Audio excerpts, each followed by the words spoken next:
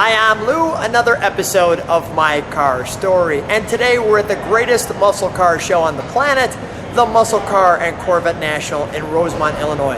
In November, come on out and see us. You'll see some amazing cars. Amazing? I'm with Dave. Dave, say your last name. Marchione. Marchione. And Dave, you work in a special place. Tell them where you work. I'm the automotive curator for the Detroit Historical Society. And you brought a couple of cars with us today. What did you bring? We're very fortunate to have been invited out with our 63 Cougar 2 and the 64 Cobra 2 prototypes. So which one are we seeing here? The first one we're going to see is the red Cougar 2. So come on right alongside me. Wow. That is cool. So tell me how I get, boy, you know, with a car like this, you almost don't know where to start, right? So let me just start with a little bit of written history so that people can pause and see some of these details.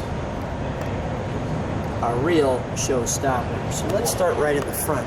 So how do you get one of these in your museum? Well, the Detroit Historical Museum, founded in 1924, a mainstay in Detroit, we're very fortunate to have people donate these kinds of items. These two actually came directly from Ford. According to the collection notes, in 1985, both cars were donated at the same time. That's a nice donation. Yes, very much so. We're proud to have them in collections. So, now, when's the last time this car has been out? It's rare that they come out together. This one was out for the 50th anniversary of the Cougar, special show at Detroit's World Headquarters. Both cars were out the last time at Pebble Beach for the Shelby. And just for clarity, so people don't say, Lou, you forgot the engine. I didn't forget the engine. There's really nothing kind of to see in there, so we're not going to see the engine because it's just a prototype. It's not a driver. This is a show car only. Is that correct? Absolutely. This car was built on a Shelby chassis. This one is actually a disc brake car with what originally had a 260 Ford mitt, but when it was styled, they moved the interior panel forward so that you couldn't fit a motor in it. So this car has never moved under its own power. Never moved under its own power. Now, one of the things, and I'll just say, with both of them being side by side, I do see a difference in the door. Where you can see a different pattern cut in the door. Well, and they're styling models, so it would be rare that they would do two that were identical. Right. If you look at the hood on the Cobra 2 has a big louver down the center of it, as opposed to the Cougar, which has the louvers in the cowl. So you'd never know that unless they were side by side. And I am going to do them separately, but I just want to show the differences that we're talking about. And obviously, we have a hardtop versus a convertible, a coupe versus a convertible. Yeah, and this car takes some of its styling cues. If you think about that point in automotive history, in the early 60s, we had the beginning of the Jaguar XK cars. The 60s Corvettes had a similar style. It was a pretty popular design at that point.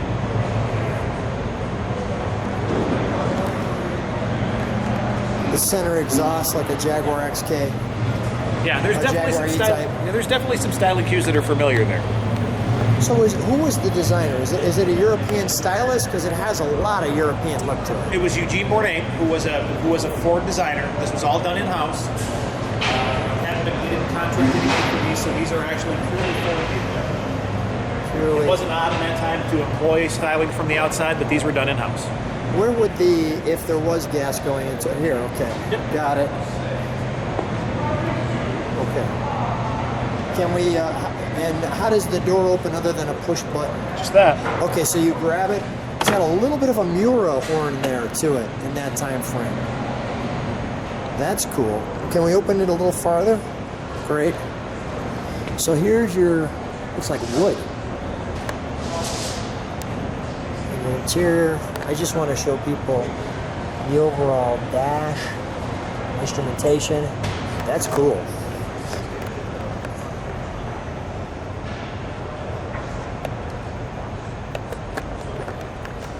I like that wood wheel.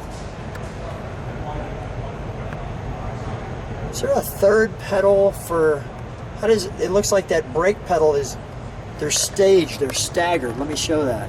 Yeah, and they were also adjustable, which was odd for that point in history.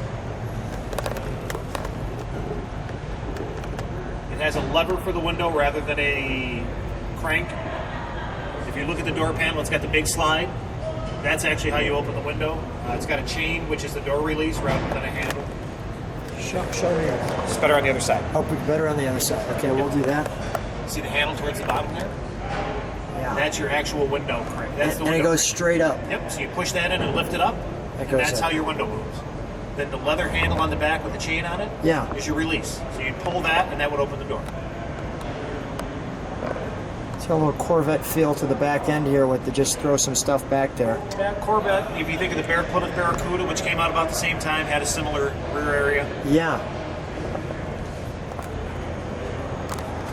Really cool. Really cool. Is there anything else we need to know about this car? Just that it's a really unique piece of history. We know that it toured heavily in 1963 and 64. Was at the World's Fair in New York. It's been repainted once that we can tell, so that probably happened in transit during a show. But it wears the original paint from 1964. Completely unrestored. The body is actually made out of a fiberglass soybean hybrid. Wow.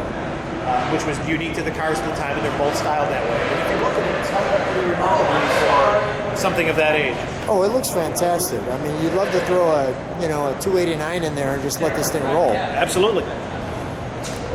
When we show them, we get a lot of, boy, if they'd have made them, they'd have sold a lot of them. And I'd like to think that if they'd made them, even on a Shelby platform, that it would have been a marketable car.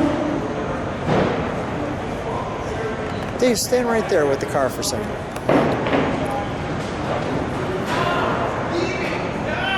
What a treat to have you come out and bring such really show-stopping cars. It just, I mean, your jaw drops when you see something like this. I mean, you've seen cars and then you see this and you go, wow. So it's a real treat to have you on the channel and come on out and share such great cars on My Car Story. Well, thank you very much. And it's really great to have these cars in our collection, but part of the joy of having these cars is getting them out and getting them out in front of folks and being able to share the history of it. That's really what the museum's about. I can't wait to share this one. Let's see what the reaction is. Awesome. Thanks for having us.